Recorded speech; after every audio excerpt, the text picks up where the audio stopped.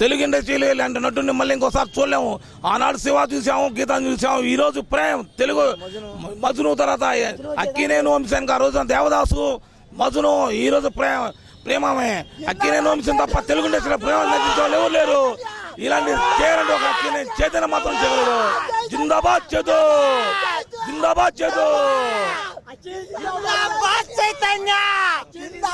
Cinema చాలా బాగుందండి. నాగ చైతన్యకి మరో బ్లాక్ బాస్టర్. ఏం మాయ చేసి 100% తర్వాత మరొక ప్రేమం సినిమా బ్లాక్ బస్ట్ లవ్ స్టోరీ, కొత్త లవ్ స్టోరీ. పాత కాదు, ఇది రీమేక్ కాదు, new love story. Youth encourage చేసే లవ్ స్టోరీ ఇది. కొత్త love story. Naga Chaitanya Babu block bust సినిమా ఇది. ఓకే, జై జ్యోతి బాబు. ఓకే, ఇప్పుడు ఏంటంటే అన్న, ఇప్పుడు ఈ సినిమా కోసం గొప్పలు చెప్పుకోవడం డబ్బాలు కొట్టడం మాకు తెలియదు, కానీ నాగ చైతన్య సినిమాల్లో అన్నిట్లో మంచి సినిమా అన్న ఇది. అందరినీ బాగా చూపారు. నాగార్జున గారు, నెక్స్ట్ వచ్చేసి వెంకటేష్ గారు. సూపర్ సినిమా, చాలా బాగుంది. అందరూ చూడవలసిన సినిమా అండి ఇది. ఇందులో హడావిడి ఏముండదు.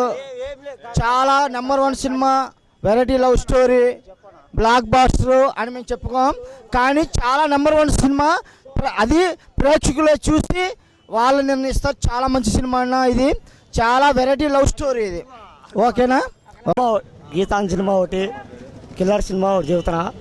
నిన్నే పిల్లల సినిమాలో లవ్ స్టోరీ సినిమాలో నాకు చేసిన బెస్ట్ సినిమా, మంచి సినిమా ఇది. క్లాస్ సినిమా మంచి పుడుతుంది కాబట్టి మంచి పుడుతుంది. అక్కిలేని అభిమానులు ఏంది జవబడినది. మాకు ఎంత సంతోషం ఉందంటే అక్కిలేని అభిమానులు మేము ఏంది తర్వాత లేదు. నాగార్జున అభిమానులు ఏంటంటే ఎంత సంతోషపడుతున్నాం మేము. దాని గురించి అక్కిలేని అభిమానులు యాడికి వెళ్ళా, ఇక్కడే ఉన్నాం మేము. నాగార్జున అభిమానులు మేము.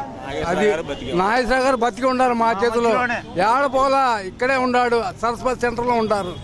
అది మా సంతోషం. అది సినిమా చాలా బ్యూటిఫుల్గా ఉంది. Youthful movie, love stories and feelings but don't అన్నట్టుగా చేస్తే ఇలాంటి pictures, youthful movies, love stories only Akkineni ఫ్యామిలీకే చెందుతుంది. ఎందుకంటే సినిమాలో కూడా అశ్లీల సన్నివేశాలు కూడా ఏమీ లేవు. అందరూ కలిసి చూడదగిన యూత్ఫుల్ ఎంటర్టైన్మెంట్ మూవీ కనుక ప్రతి ఒక్కరు ఆదరించాలని కోరుతున్నాం.